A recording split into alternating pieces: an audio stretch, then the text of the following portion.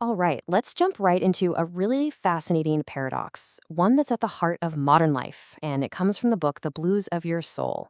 We're about to explore why so many of us feel, well, kind of down, even when everything on the surface looks pretty good.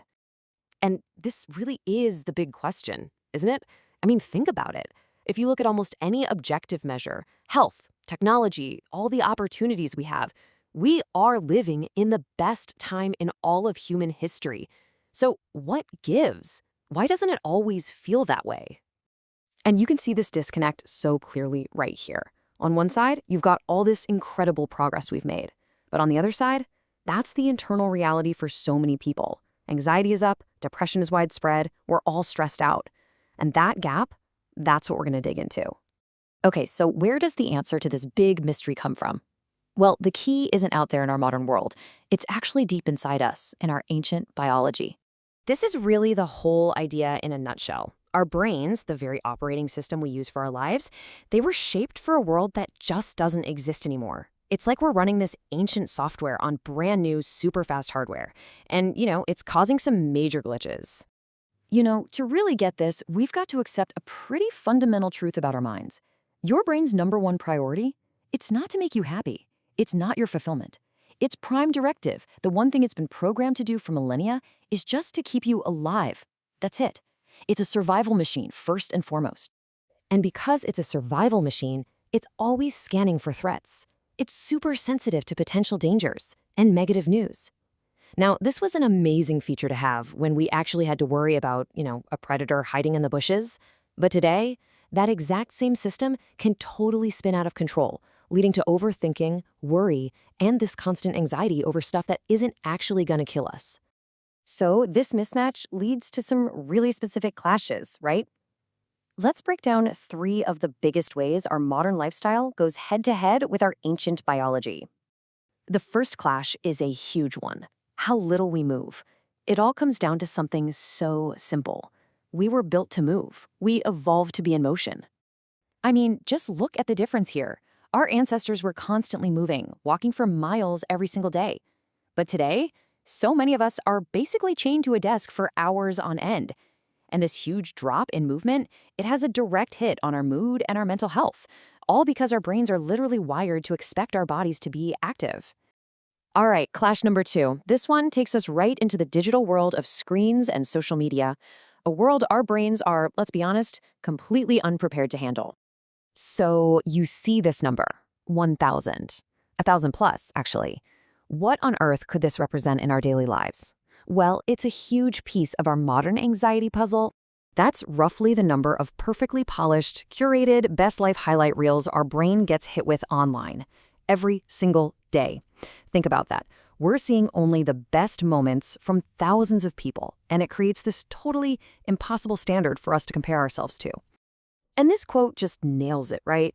Our brain did not evolve to compare itself with thousands of people on the internet. For pretty much all of human history, we were only comparing ourselves to maybe a few dozen people in our little tribe. But now, we're comparing ourselves to everyone on the internet, and it's just fueling this widespread feeling of not being good enough.